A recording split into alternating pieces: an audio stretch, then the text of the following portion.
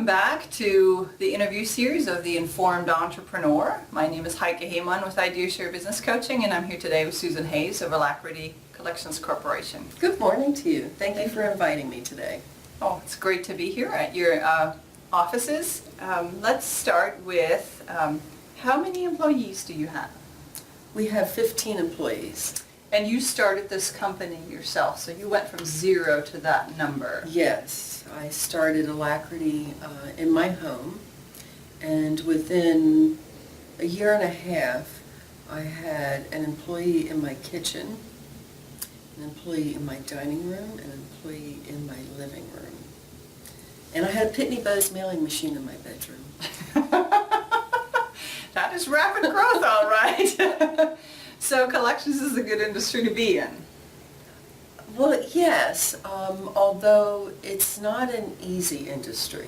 I would think It's so. good for me, Mm-hmm. and it's good for my staff, but it's a highly competitive industry. There are 1,600 collection agencies that are doing business in the state of Maryland. That's a huge So number. it's a highly competitive industry. Okay. Now, back behind us, it's not quite all visible to the audience, but there are a number of photographs of you with notable folks in the state, and then a state certificate. Yes. Can you talk a little bit about your involvement in the industry? Sure. In 1996, Governor Glendening appointed me to the Maryland Collection Agency Licensing Board. It's a board of 5. There is one other agency that sits on the board with me. There are 2 consumer advocates that are attorneys, and it is headed by the Commissioner of Financial Regulation for the state of Maryland. This board's purpose is to protect the citizens of Maryland from abusive debt collection practices. So we do investigations. If we find that an agency is not within Maryland's law, we have the ability to suspend or terminate an agency's license. We do assess fines, and it's an important task that we do to protect our citizens. Absolutely, absolutely. So it's good to know that the state of Maryland, and likely all other states, has a board that really monitors what's going on in the industry. And I didn't mention, in 1996, Governor Glendening had appointed me, and that was a 4-year term. But I have, and this is very unusual, I just received my 5th consecutive appointment. So I've been on this board since 1996, 4-year terms. So evidently, it's deemed that I do have some benefit for the board. Well, congratulations. Thank That you. is certainly a large achievement, and also speaks about the way you run this company, and that everything is above board. So we had talked a little bit about the history of the company before we turn the camera on, so step back to that. How long has it been in operation, and what made you actually start Alacrity? I established Alacrity in 1982, and previous to that I had worked for my family's business. Now, I do have entrepreneurial genes in me. My great-grandmother, around the turn of the century, had 3 tea houses, and then my mother and father in the early 60s started a plumbing company, which eventually became the 3rd largest plumbing company in the Washington metropolitan area. I worked for the business through my 20s. I managed the service department in the office, and around 30 I realized that I wanted to do something on my own. And I gave it a lot of thought and looked at what talents do I have to offer, what would be a good fit. And because I was very interested in taking care of the routines of the active accounts receivable for the plumbing company, and actually used a collection agency myself, I realized that that might be a good industry for me to go in. And so I gave my parents 6 months' notice. They tried to talk me out of it. That was not too pleasant for 6 months, but, and I started Alacrity with no clients and a $3,000 business loan. And you mentioned earlier that mindset had a lot to do with you sticking with a very challenging startup. Mm-hmm. I never considered that I was going to fail. I knew that I was going to be successful. And I look back on that now, and I'm very surprised that that young woman really had that much belief in herself. Mm-hmm. But she did. Fantastic. So there are two things that came out of this right now that I think people should remember. That mindset for an entrepreneur is very important to be successful, and the other is that the early startup phase may be a little more difficult, or a lot more difficult than many entrepreneurs expect. So a tight cash flow is certainly something to prepare for if you're looking to start a business.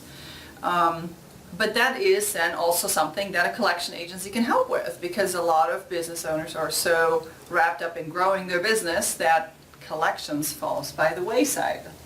Yes, most businesses or entities, about 2% of their, if they're doing a good job, about 2% of their gross will be outsourced to an agency for collections. Some as high as 4%. So there, in almost every industry, there is a need to get us involved, because businesses will be very successful in getting 98% of their receivables collected, but there's always going to be a portion of accounts that they deem uncollectible. And timing is important too, to get a collection agency involved at the appropriate period of time. If someone has not paid you in 180 days, you should start considering placing that account with an agency. Think of it this way: if somebody owes you and they haven't paid you, you've lost them as a customer. Mm-hmm. So if you get us involved or another agency involved, you have the potential of getting that account resolved, but also bringing back on board that customer and continuing to do business if you choose to do business with them. You may change the terms. You may not offer credit. You might be COD. Mm-hmm. But how Alacrity handles accounts, we are very careful with protecting your brand and your image, and so we will not thwart the ability of you bringing back on board a customer once we get the account satisfied. Mm-hmm. Right, fantastic. Now, let me shift a little bit here. Sure. In the 34 years that you have grown this company, I'm sure there were some hiccups along the way, like with any company, mm-hmm. and I would imagine there were some people that helped with advice. Who are the professions that helped you as a business owner to really grow this company? A lot of people would probably say their CPA was helpful, but who was helpful in growing this business from the outside? My attorney was a good person to bounce ideas off of. Yeah. And did you... And other people that are in business. Right. So you actually talked about your business challenges with other business owners to get their advice? Well, and my family too.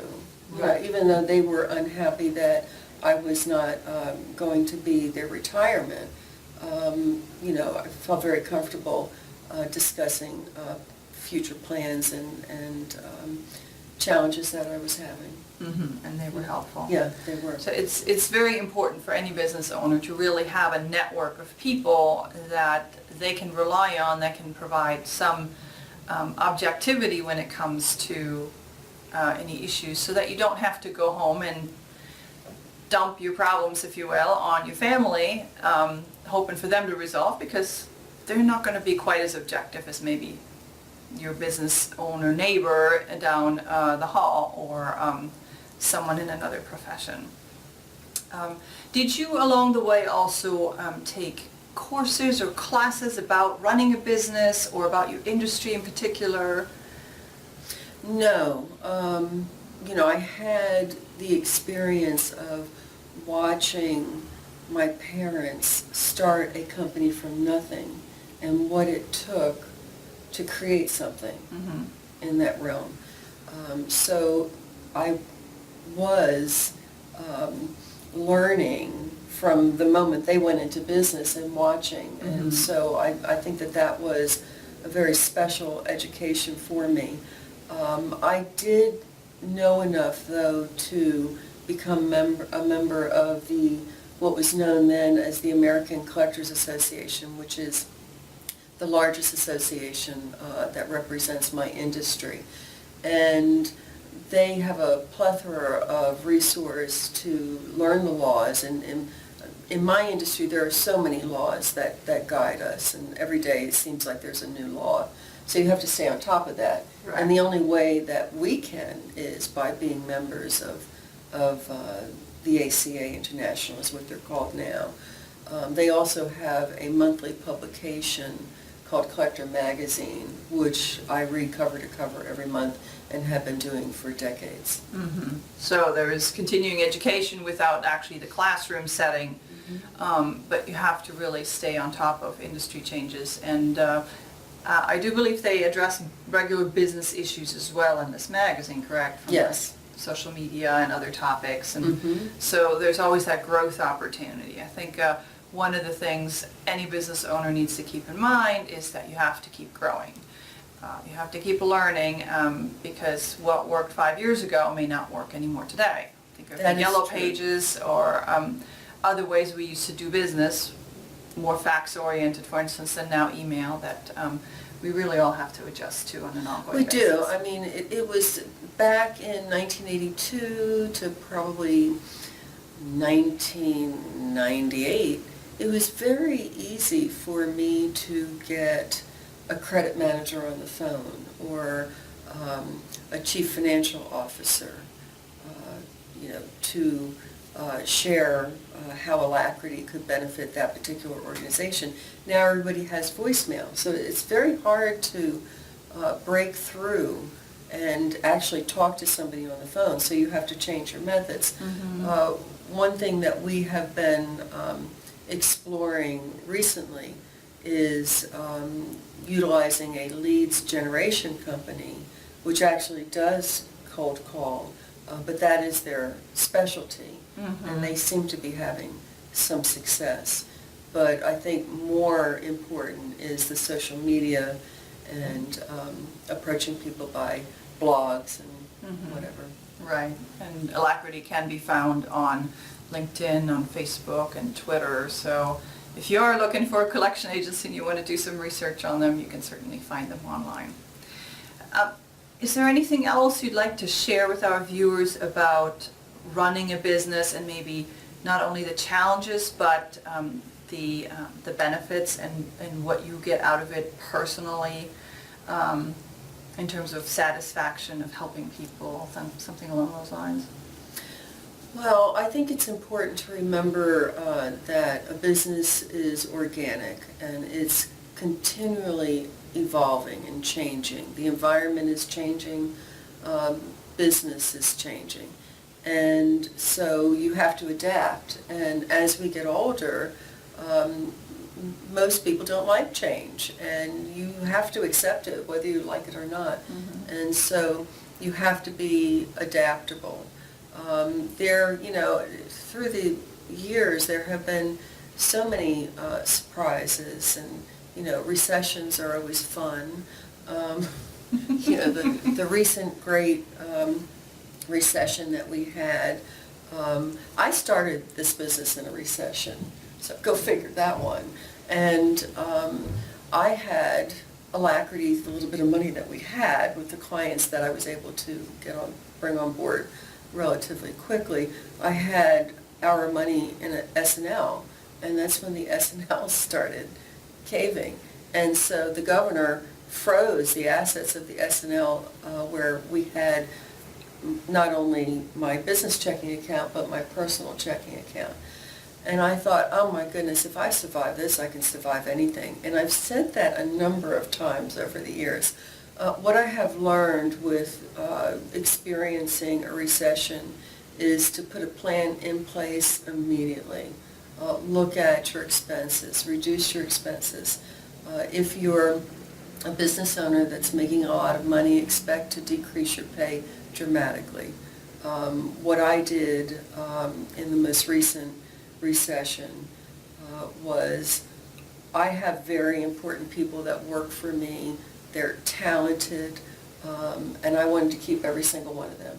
So what I did was I slashed my salary in half.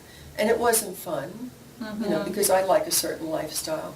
But I knew that I must do something in order to survive this. And we survived it very well. It wasn't fun, you know. So I have learned over the years, if something's going on, don't drag your feet. Start taking action and protect yourself. Right, very good advice, absolutely. And I don't recall if we talked about this before we turned the camera on or after, so I'm going to just briefly ask again. Are you focused on particular industries? Yes. We specialize in the healthcare industry, and we're also very, very talented in the business-to-business collections, commercial account collections. All right, fantastic. Well, thank you so much for having us here today. Thank you for watching. Stay tuned for upcoming videos as well, and we hope that you search out the people we've interviewed in your own business endeavors, and see you next time. Thank you.